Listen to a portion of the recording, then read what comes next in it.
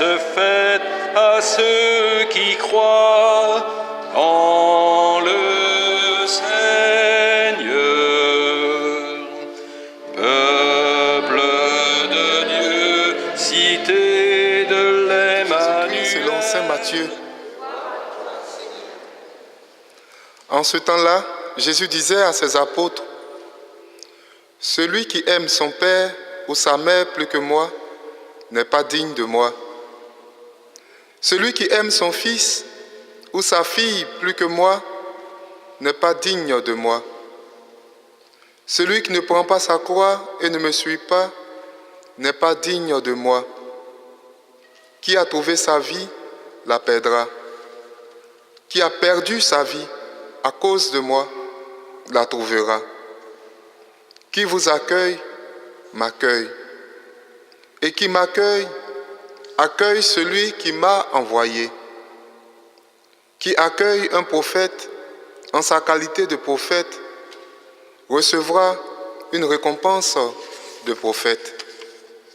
Qui accueille un homme juste en sa qualité de juste recevra une récompense de juste. Et celui qui donnera à boire même un simple verre d'eau fraîche à l'un de ses petits en sa qualité de disciple, amen, je vous le dis, non, il ne perdra pas sa récompense. Acclamons la parole de Dieu. Au nom du Père et du Fils et du Saint-Esprit. Frères et sœurs en Christ, ce 13e dimanche du temps ordinaire de l'année A nous invite à nouveau à prendre notre croix à la suite du Christ. S'adressant à ses apôtres, Jésus affirme « Celui qui aime son père ou sa mère plus que moi n'est pas digne de moi. Celui qui aime son fils ou sa fille plus que moi n'est pas digne de moi. Celui qui ne prend pas sa croix et ne me suit pas n'est pas digne de moi. » Loin de nous replonger dans le temps de la passion, ou encore moins, de nous encourager à détester les liens familiaux, Jésus nous invite à vivre pleinement les exigences liées au temps de l'Église. L'Église, dit-on, est une famille dans laquelle Dieu se présente comme notre Père à tous, dans la foi en Jésus-Christ, son Fils, par la puissance de l'Esprit Saint. Cette péricope de l'Évangile selon saint Matthieu présente la charité chrétienne et ses avantages de façon phénoménologique.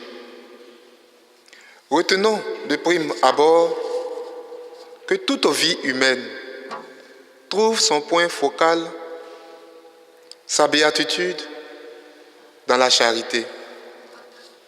Le 2e livre des Rois, à travers la description de la femme de Sunam, laisse croire que l'accueil ou l'hospitalité est une vertu qui découle de la charité. L'Église primitive a fait aussi de l'accueil le moyen de manifester la charité du Christ aux néophytes et aux païens. Savoir accueillir est plus une qualité de l'âme qui a la crainte de Dieu qu'une disposition naturelle.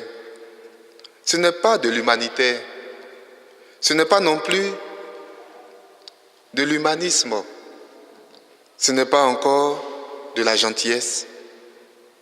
C'est déchirer son cœur pour y faire entrer l'amour de l'étranger, l'amour de la veuve, l'amour de l'orphelin, du prisonnier, du malade incurable et même l'amour de son ennemi. Accueillir, c'est chasser en soi l'orgueil pour revêtir l'humilité et la douceur.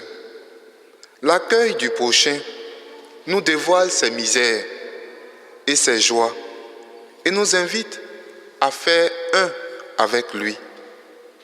L'accueil de la femme de Sunam à l'endroit du prophète Élisée a élargi les membres de sa famille et a apporté en son sein l'amour de Dieu.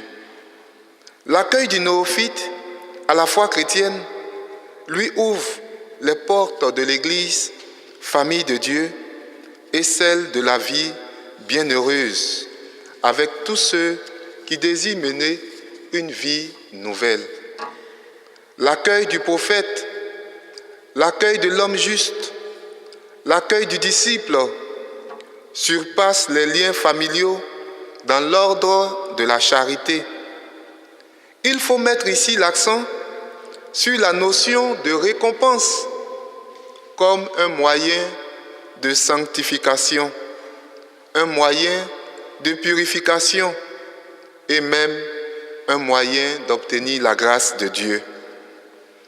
Outre l'accueil, il y a aussi le service du prochain. C'est une forme de kénose, d'abaissement, pour imiter l'exemple du Christ lors de la Sainte Seine. La femme de Sunam a su attirer l'attention de son mari sur le besoin de rendre service à l'homme de Dieu qu'était Élisée.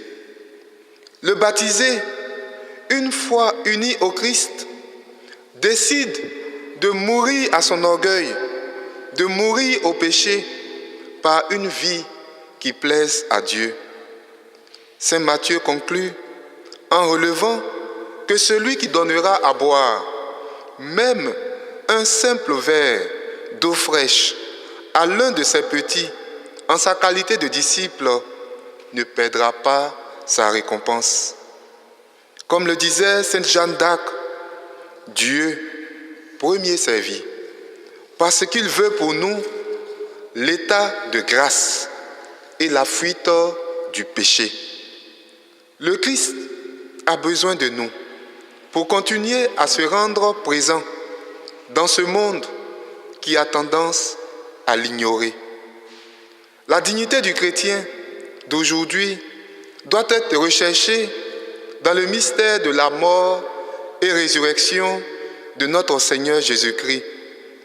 Comme l'a clamé Saint Augustin, Pandus meum, amor meus. Ma pesanteur, c'est mon amour. Un amour tout tourné vers la sainte volonté de Dieu et dans celui du prochain. Le bien que procure la vie de charité selon Saint Jacques est le pardon d'une multitude de péchés. Comme un pari sur le problème de l'éternité à la façon de Blaise Pascal, Jésus interpelle chacun de nous en ces thèmes. Qui a trouvé sa vie, la perdra. Qui a perdu sa vie à cause de moi, la trouvera. En ce jour où nous faisons mémoire des saints Pierre et Paul, demandons à Jésus-Christ la grâce d'un esprit de charité.